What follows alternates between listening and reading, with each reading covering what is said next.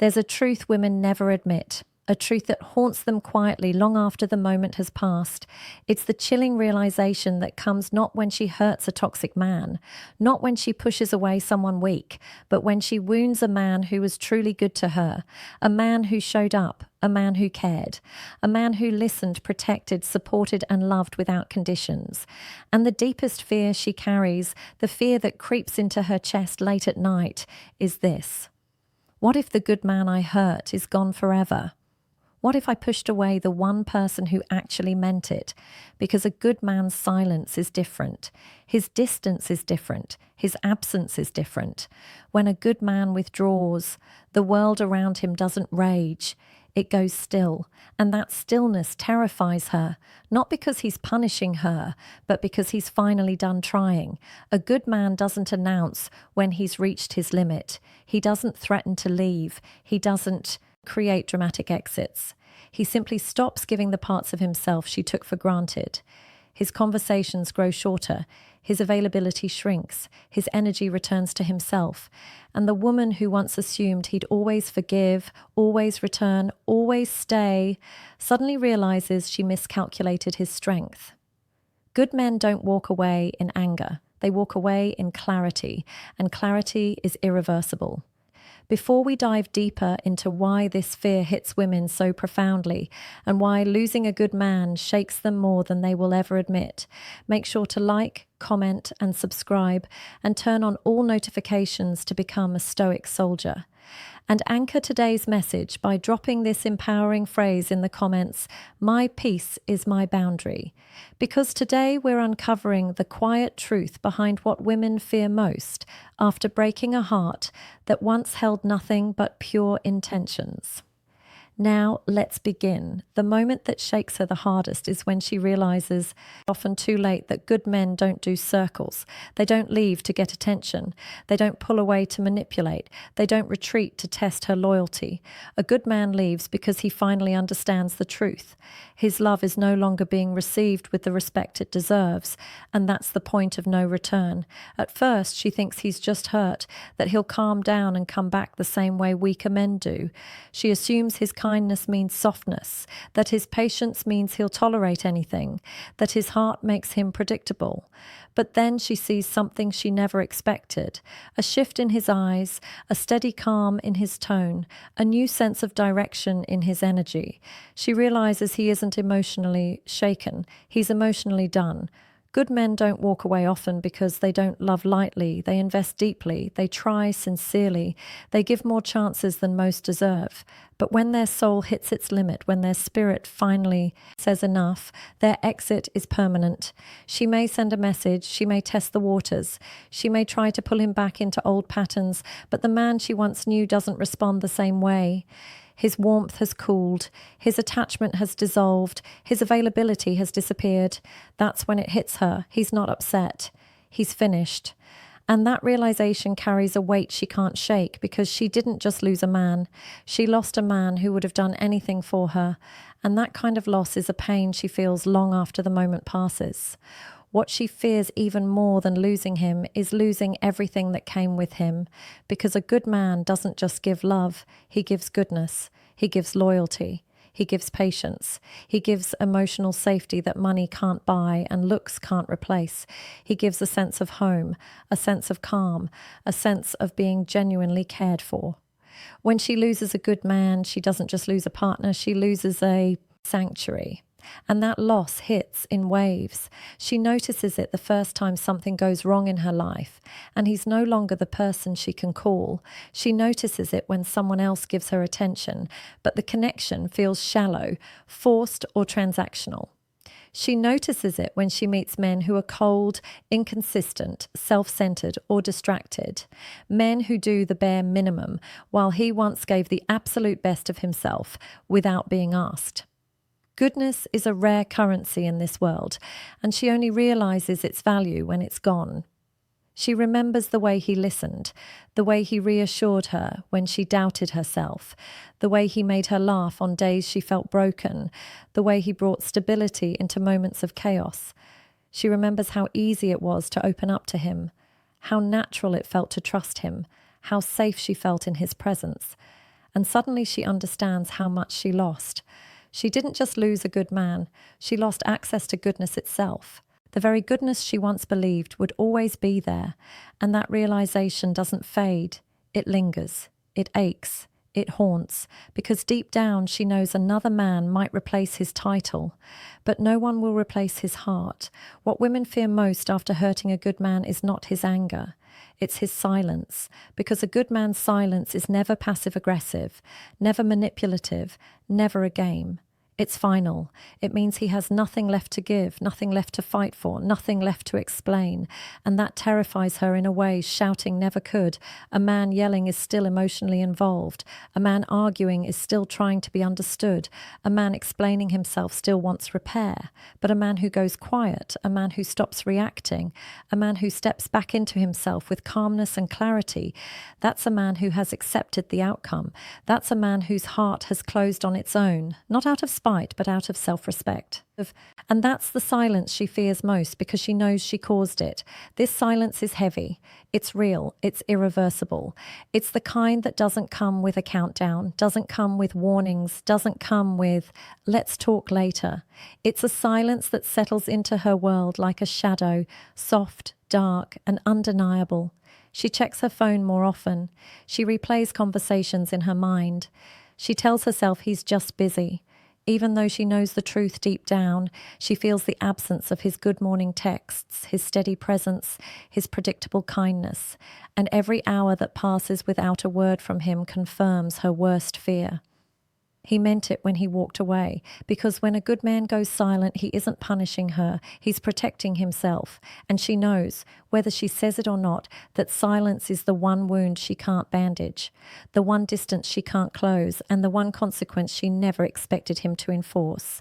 There is a moment, a quiet, devastating moment, when she looks at him and realizes his eyes don't hold the same warmth they used to. His voice doesn't carry the same softness. His presence doesn't feel familiar anymore. And that moment hits her harder than anything else. The moment she sees him detach emotionally, because emotional detachment from a good man is not dramatic. It's not loud. It's not vengeful. It's subtle but unmistakable. He doesn't argue. He doesn't defend himself. He doesn't try to fix what's broken. He simply stops investing, stops reaching, stops offering the emotional depth she once swam in. And she feels that shift immediately, even when he says nothing. Her intuition catches what her pride tries to deny. The good man she once took for granted is slipping away quietly, and there's nothing she can do to stop it.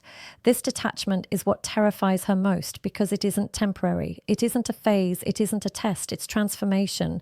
A good man's emotional withdrawal is the result of pain turning into clarity.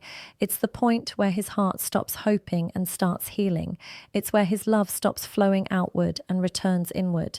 And when she witnesses this shift, this slow, steady dissolving of the bond she once relied on, panic settles in. Not the kind that causes chaos, but the kind that sits in her chest like a weight she can't push away. She remembers how deeply he cared. She remembers how safe she felt. She remembers the emotional certainty he provided. And as she watches him detach, she realizes the cruel truth. Once a good man's heart turns cold, it rarely warms back up for the person who froze it. That's the fear that follows her long after he's gone. One of the deepest fears a woman carries after hurting a good man is the fear of replacement, because she knows that when a good man finally detaches, he doesn't stay alone for long, and it's not because he's desperate, it's because his value is undeniable. His kindness, his stability, his depth, his emotional maturity, these are traits other women notice instantly, traits other women appreciate immediately, traits she once got effortlessly, but others would cherish with both hands, and that terrifies her, not because she thinks he'll jump into something new right away, but because she knows deep in her gut that once he gives his love to someone else, it will be better this time, stronger, healthier, more appreciated, more respected. She knows another woman will get the version of him she took for granted, and that truth burns in a way she can't admit out loud. She imagines him smiling differently, talking differently, treating another woman with the same gentleness she dismissed. She imagines another woman experiencing his patience, his loyalty, his softness, his consistency. And that's where her fear becomes overwhelming, because she knows a good man doesn't repeat his mistakes. He evolves, he learns, he chooses wiser next time. She doesn't just fear him loving someone else. She fears him loving someone else better. She fears seeing him healed in ways he couldn't heal with her. She fears watching him give another woman the version of himself that she never thought she'd lose. And the heartbreaking truth she tries to ignore is this: once a good man realizes his value, he becomes the kind of man every woman wants, except the one who lost him. That fear stays with her long after he's gone. After the dust settles, after the silence stretches, after the reality of his absence sinks in, something else creeps into her mind, something heavier than regret, something sharper than sadness, responsibility, accountability. The truth she tried to avoid now stands in front of her with no buffer, no excuse, no distraction. When a good man walks away, when his energy disappears, when his kindness is no longer available on demand, she finally has to face her own role in losing him. And that is a pain few women are prepared to confront, because as long as he was still around, still caring, still hoping, she could tell herself a comforting story that she didn't really hurt him, that he'd be fine, that he'd always come back. But when he leaves for real, that story collapses. She starts replaying the moments she dismissed him, the words she shouldn't have said, the disrespect she brushed off, the effort she didn't return. For the first time, she sees her actions without the safety net of his forgiveness, and with that clarity comes the kind of accountability that stings. She realizes she was loved unconditionally by a man who asked for little and gave much. She realizes she mistook his patience for passivity, his kindness for weakness, his consistency for neediness. She realizes she misread the value of a heart that was pure, steady, and loyal. And now that he's gone, she must sit with the uncomfortable truth. She lost him because of her choices, not his. That level of accountability is what haunts her. It forces her to confront patterns she has run from in every relationship before him. It exposes the emotional immaturity she hid behind confidence. It reveals the part of her that sabotages what is good because she never healed from what is broken. And she understands painfully, silently, that losing a good man wasn't fate. It was her own doing. That realization is the kind of truth that leaves a mark. What women fear most after hurting a good man isn't always losing him in the moment.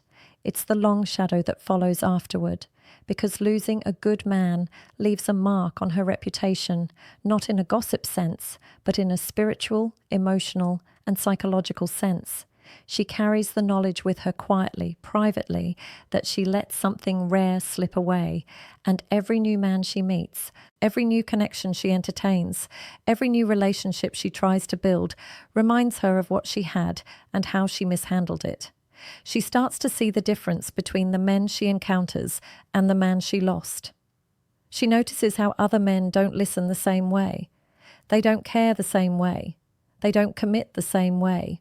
They don't have the depth, the patience, the emotional maturity he had. And while she may never say it out loud, her heart whispers it, "I messed up something real." This realization follows her into the future.